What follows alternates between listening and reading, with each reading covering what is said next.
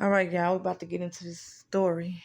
Stay tuned with me at the end. On November 6th, 2019. What's going on? I do not know where my daughter is.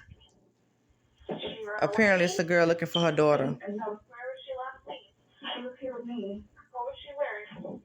A purple shirt and like pink pajamas, like a t-shirt. She was the pink. Again?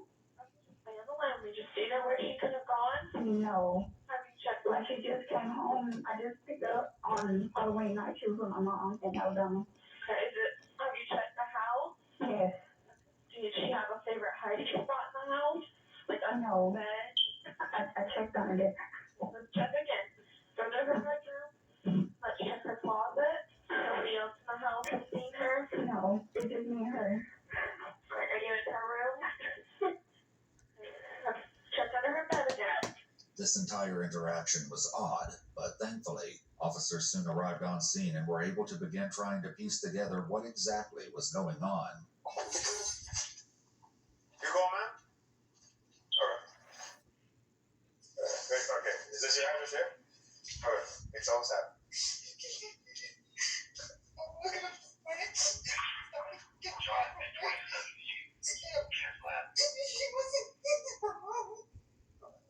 Have you had problems with anybody? Okay. Anything unusual? Anything? Okay. Do you live by yourself? Okay. The father of the child? He's not in her life? Okay. Good. I'm sorry. Father of the child? He's not. He's here? He's in Alabama. Okay. So,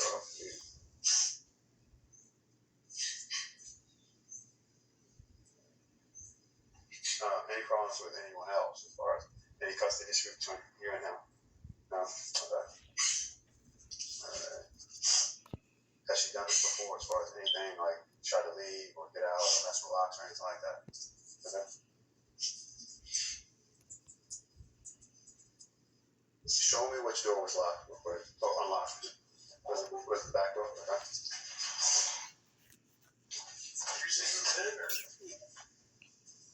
Okay. When did you move in?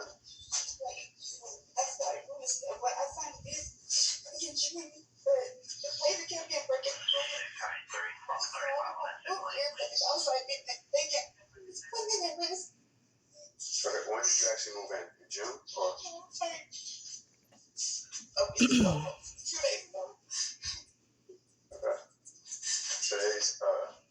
Today's Wednesday. Okay. Did you move in, let's say, over the weekend? Alright. Actually, Brianna and Taylor had only moved in 3 days ago on November 3rd. Apparently, since Brianna had been paying rent on 2 properties, this house, and an apartment across town. Police would get into the details of why she would want to do this later, because as you can see, she seemed more interested in her phone. She does not go to school. So you telling me she did this to her child? Where's your mom at? Well, I'm just saying, because she's not in school, like daycare wise. Where she go? So she was with my mom. I just picked up on Halloween was actually a week ago, so she didn't exactly. Lord have mercy, this is not even funny. This is sad. What's that name? Officers managed to get Brianna off her phone long enough for her to share contact details for Taylor's grandmother and biological father. Both Taylor's grandmother and biological father would need to be followed up with, but right now, the focus was kept local. Law enforcement from all over the city started to arrive on Ivy Street as several of the first responders searched the house. While they didn't find any obvious evidence, they definitely noticed a few things out of place. She got that right.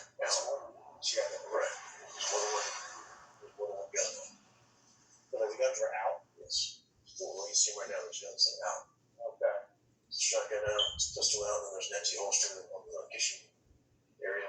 Taylor's bed, a pair of slippers, and an open box of crackers were found in one of the bedrooms. Her jacket and backpack were in the kitchen, next to a pack of unopened air fresheners. Besides this, though, there was nothing. No toys, no drawings, no family photos. The police likely had to wonder if this was just a reflection of the recent move, or possibly something more sinister. When looking closely at Taylor's bed, police noticed a reddish-brown substance on the side of the plastic headboard. A similar stain was found on the bedroom door. Fearing it could be blood, they did a quick field test called Hemodent, which tests for the presence of mammal blood. The result was negative, but the officers would keep the stain in mind as the investigation continued. Investigators looked through every inch of the house, but didn't find the little girl. Besides being unlocked, the back door showed no signs of forced entry or other damage. Back outside with Brianna, the officers thought of another place to search.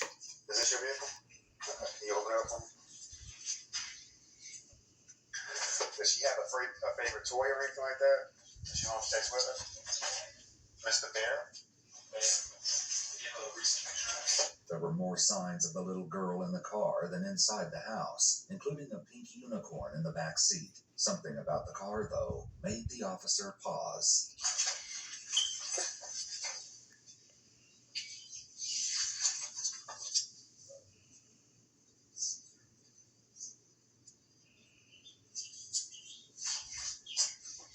So For some reason, the officer so she calling 911 as if something is wrong with her child, and she did.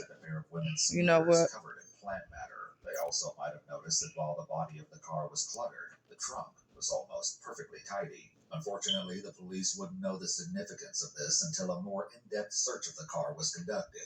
For now, it was as if Taylor had simply vanished into thin air. All units, be on the lookout for Taylor Rose Williams. Bravo Foxtrot, approximately 3 foot in height, 50 pounds. She was wearing a pink and purple t-shirt. Determined to find Taylor, the police launched a neighborhood-wide search effort. Ivy Street, as well as multiple adjacent roads, were taped off. K-9 units were deployed to track Taylor's scent, but were unsuccessful. Even a helicopter was used to canvass the area, with an equally frustrating lack of results. An Amber Alert was sent out, asking people to be on the lookout for Taylor. Unfortunately, the first attempt used the wrong name, claiming that the missing child was named Brianna. This was corrected in a subsequent alert. This is a picture of the young lady. I got this home organizer with Y'all know we getting to the ads, y'all. All I did was Let's skip download the this ads. play new games, and earn gift cards. Loading. You ever seen the little girl here? Yes. Never seen. I saw him the other day, but I never seen a kid. I Never barely saw a seen kid. little girl. All trash pickup was halted for the neighborhood. Any refuse that had already been removed was recovered from the trucks and spread out for police to comb through. This would eventually provide the most promising lead, but it was just going to take time and a strong stomach to find it. It would take quite a while for officers to find anything of substance as they canvassed the neighborhood, though. So for the time being, the investigation proceeded in other directions, too. Brianna was brought in for an interview, and police hoped she could give them a better idea of how her 5-year-old daughter managed to apparently drop off the face of the earth. The following footage has been analyzed by a qualified team, including a licensed professional counselor, a former detective, licensed polygraph examiner, and former hostage negotiation commander and instructor, and a certified crime scene investigator, certified instructor for the State of Florida Commission on Criminal Justice Standards, and a graduate in crime scene investigations for violent crimes.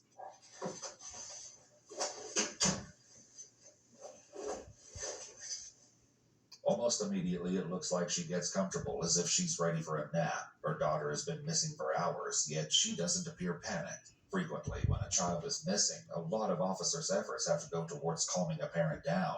But clearly that wasn't the case here. This was just the beginning of Brianna's strange behavior. After almost 45 minutes, detectives arrived to speak with Brianna, disrupting her apparently peaceful slumber. Hey, Brianna. Back again. You alright? You need anything, water, anything? You okay? You need to go to the restroom or anything? She know what happened to that baby. And anybody that could do something to a child, they is not to be trusted. Circumstances. I'm gonna, also worried with a missing person again, right? Well, based on the investigation, the age of your child, and everything going on, I'm also a detective, but I'm assigned to our cold case unit, which also has, I'm part of the CAR team. which is the Child Abduction Response Team. So, and I don't want to stress you out on that. Listen to me. Look, I just want to explain what I do, all right, and what resources, okay? I mean, Missing Persons is doing an outstanding job. We can extend a little bit more than that, okay? And we have a little bit more specialty on that. So that's how I get involved, because we don't know what happened, okay? We don't know what's going on. We don't know after she left out of the house what happened to her. So this could be a criminal investigation. You understand what I'm saying, honey? Listen to me, okay? We're doing everything we can. We got everybody out there looking for her, okay? We've got everything going, but I want to make sure we cover everything. As detectives continued to speak with Brianna, officers worked relentlessly and spoke with the residents in the vicinity. Something going wrong. She's missing. The little girl supposed to live here is missing. You remember seeing the little girl here? Never seen Never seen. You're the same person that said that. And how long have they lived there, you think? Just a week, month? I see her coming and going. I've never seen her physically, but I see the car here. This is a strange, weird story. Like, what possesses a mother to do something like this to their own child? Sorry to bother you. Hey, we're looking for a little girl. Have you seen it? Is this a mental issue or this is just, short fro? I don't know. I couldn't do it. I'm a mother of two and I love my These kids. introductions, Brianna was read her Miranda rights, though she wasn't under arrest. Okay, so Brianna, like I said, we were going to talk to a lot of people then. Let's just start from the very beginning. Okay? I think you got to speak a little bit loud so we can hear you. My alarm went off at 5:30, and I got up like around maybe like a little before 6. And then I just went on here and started getting dressed, because it's just me and Taylor in the house. She gets up, even if we're not going anywhere, she's like, where we're going, I'm like, okay. So I didn't even bother, that's where I know eventually she's gonna get up and start getting dressed. And then I went over to the kitchen, and then I noticed that the back door was open. I'm like, we're not open, but it was unlocked. I'm like, why is the back door unlocked? And that's when I went to her room, and she wasn't in there. As the officers continued their interviews, one of the residents had curious information to share. He left out of here about 5:30, 6 o'clock this morning. And right when they started putting up the table on. That's the black girl? Yep. He's been in his about 20s or 30s, maybe late. He's been living here by himself. And this place is a mess. Black girl, 20-ish. Probably about 28. But yeah, this place is The officer ran a background check on this suspicious individual who lived near the house where Brianna and Taylor just moved. As this was happening, investigators continued to gather more information from Brianna. It's almost 7 o'clock. Okay, so then you went into her room and you saw that. She was in her bed. Mm-hmm. I looked up behind her. Well, she already a little baby bed, so she can't really sit underneath without looking under there anyway. I checked her closet. Then I went in my room and looked under my bed. I know she wouldn't come in my room. Like I don't know, like she's very well mannered. Like she'll knock or ask to come in. Okay. And I checked in my bathroom. I checked my closet. She wasn't in there. So then I just started checking the cabinets. And she wasn't in there either. Like, okay, I'm gonna go outside. And I checked my car just to be, be sure that, I definitely didn't leave her for the car. Okay. So, I looked under the car, she wasn't there either. Note that there's no real emotion in Brianna's voice as she talks about looking for her child. Okay, and then what? And then I called, Okay.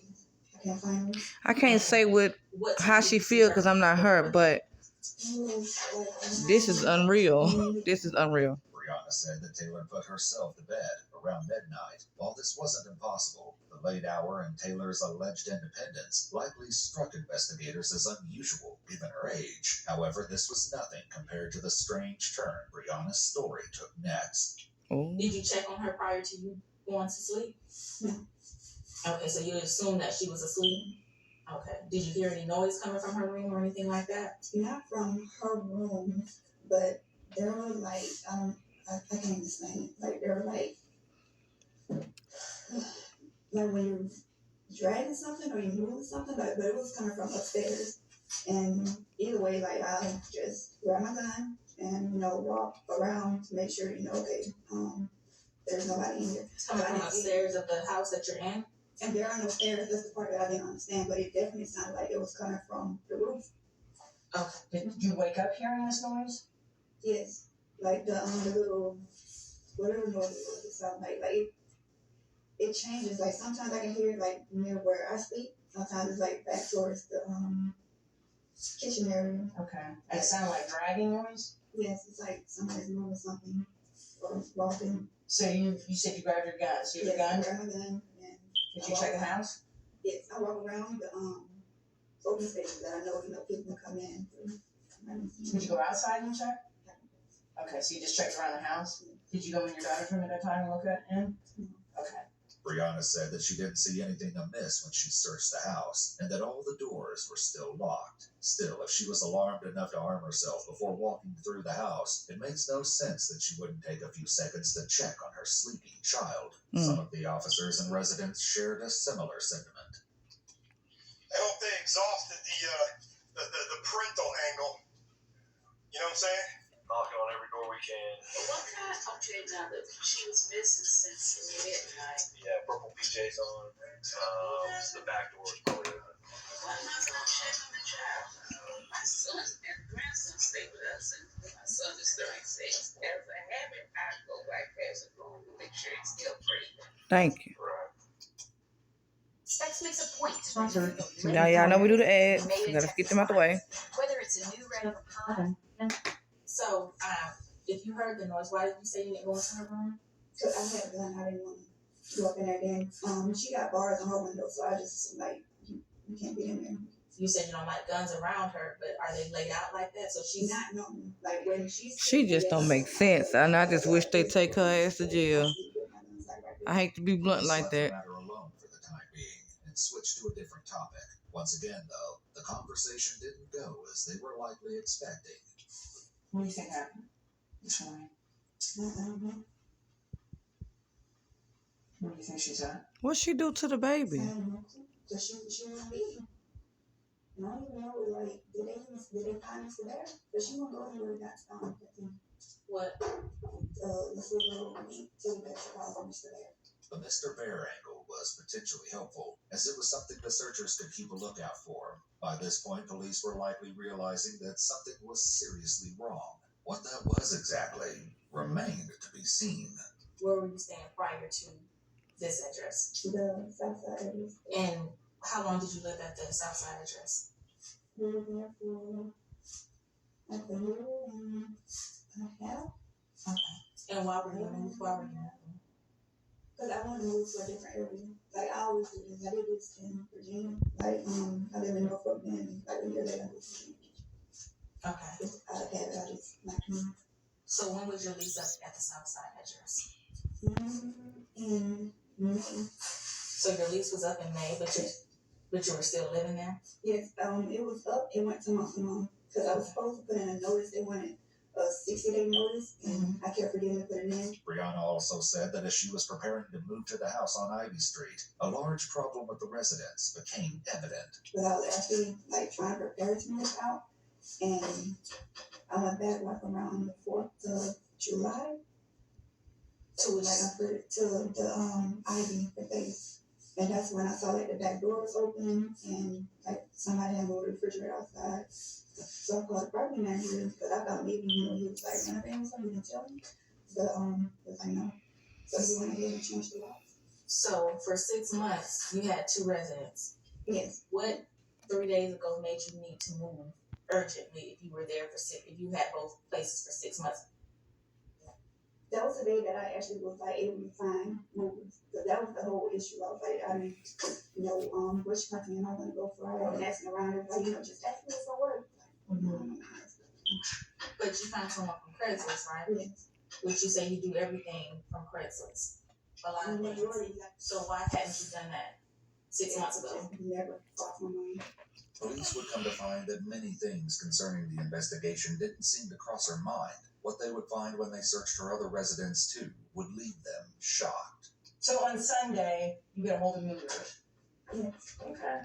Did they take everything? Just the big things. Why didn't you, if you were paying them, why didn't they take everything?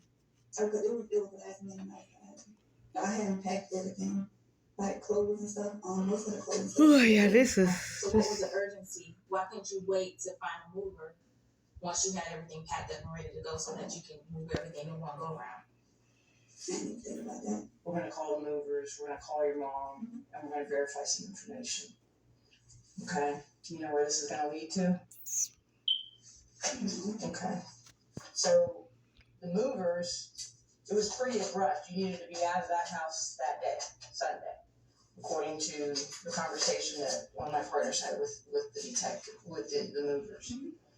Okay. What was in like? What was the urgency? But it wasn't. According to the movers, it was I had to be out today. I didn't tell him that. Okay. All right. Nothing Brianna is saying is making sense. And it's Mm-mm. hard to believe she would think the detective would believe her, but they don't confront her yet. Did anybody take care of the 5-year-old, your daughter? This is crazy, y'all. Well, she was going to the CDC on base. Okay. So she kindergarten and the CDC. When was the last time she was at CDC? I'm sorry if I'm asking you some questions. Last year in May? When police checked with the daycare on base, the administration office told them that Taylor had last been there on April 27th and was officially withdrawn shortly after. They also shared that Taylor had previously been in speech therapy. When police checked in with the therapist office, they likely noticed a concerning pattern. Taylor had attended regularly for 13 weeks, but then never came back. After 2 no-show appointments, she was discharged from the system at the beginning of May. And I understand she was in Tuscaloosa? Okay. Your mom, who's your mom? Carissa. And how long was she in Tuscaloosa? When did she go there? Off and on. She's been there pretty much all summer, actually. So you went down there to pick her up and brought her back here for one day? Over the weekend. And then, Cause it's only like 7-8 hour drive. I used to drive from Virginia to Alabama over the weekend, and that's 17 hours. okay. So, you bring her back on the 31st. How long was that visit? That was since the beginning of October. So, the full month she stayed in October with your mom, Carissa. And prior to you dropping her down there October 1st, or the first part of October, when was the last time she was there before then? Yeah, this is crazy. Like the first week of September, she was here. Mm-hmm. I think whenever the storm. Would your mom be able to tell us what days when she last saw your daughter? So I think we have a number, right? So if we call her, she's going to say that she saw her in the month of August. Brianna had no way to know that the police had already spoken with her mother. Ha. They would confront her with Hooey. what Carissa told them soon enough. People just, I don't know what to say no more. Open water to all that SeaWorld and Aquatica have to discover.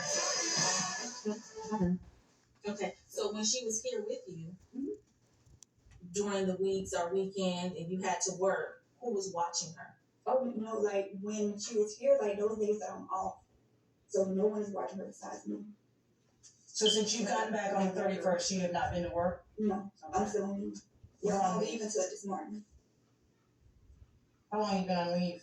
It's been since October the it's been after 30 years. 600, I'm not sure. You would take her to your mom every time? Yes, or I just don't live with her. That's why I was like, I couldn't, the back and forth, and I didn't want anybody else watching her. Like, I don't know what people do like that. But you were going to take her to the lady you met on Craigslist today to watch her? Okay. When searching Brianna's phone, police had come across communications between her and the woman she'd found on Craigslist to watch Taylor. When police followed up with the woman, she told them that Brianna had texted her this morning to say her services wouldn't be needed after all. This was only one of the many discrepancies police would find in Brianna's story. You said your hours changed. So did you change positions or your job title or what? No, just the hour. So she finna keep this lie going and going and going and going about this baby. You don't know your rotation at work? Not the duty hour rotation. So you don't know. You couldn't tell me right now when you were going to be on call next? If I my planner, I couldn't. No. My planner on my phone. Wait a minute. So I think Friday would be the next time I had to do it because I was on leave. So. Standing duty was part of Brianna's job as enlisted Navy personnel. This tended to be a 12-hour shift, once or twice a week. The fact that Brianna didn't know her duty schedule, especially since she claimed she would have had to arrange childcare whenever she was scheduled, was odd. However, this paled in comparison to what police were about to reveal. They called your mom. She hasn't seen her daughter since January. Yes, she has. Okay, why did she say that? Why would she say that? This is Carissa. This is your mom. That's my mom. Why would she say that? She didn't say that. In a subsequent interview, Carissa Williams repeated what she told investigators that day on the phone. The implications were spine-chilling. Please note that the police department made redactions to remove Taylor's name from the recording. So you haven't heard from her in 2 years. Have talked to her. Prior up to that, yes.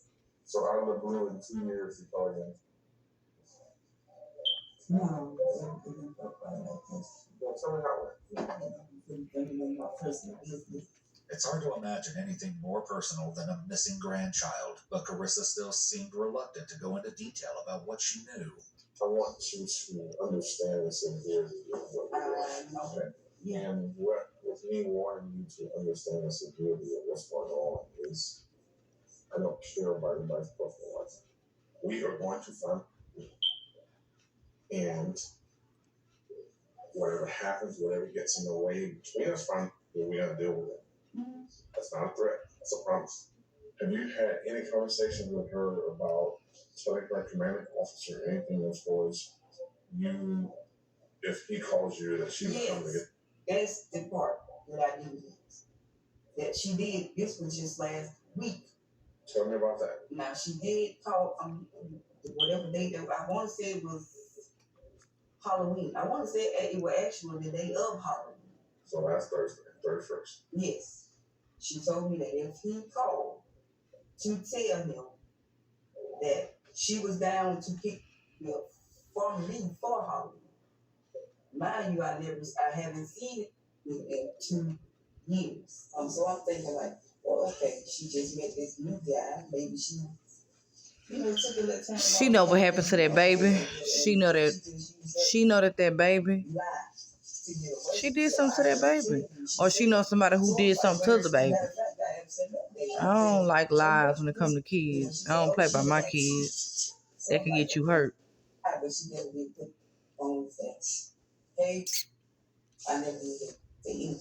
Police followed up with the man Carissa alleged Brianna had recently started seeing, particularly since Brianna hadn't mentioned him, and in fact insisted that she didn't have a boyfriend.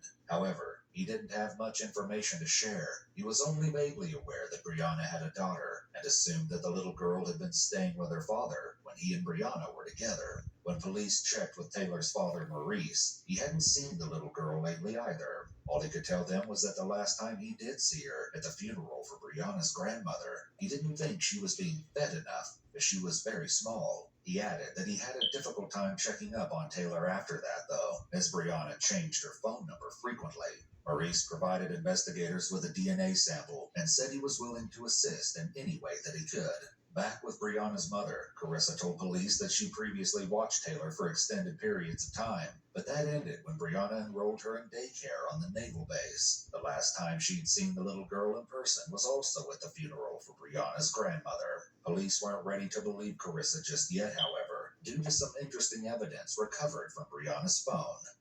I can tell you it's pinging a tower in the vicinity of this area that is pinging off of. What's throwing us for a loop right now is if she's living in Jacksonville, why is her phone pinging right now? Despite this, Carissa swore that she hadn't seen Brianna or Taylor on Halloween.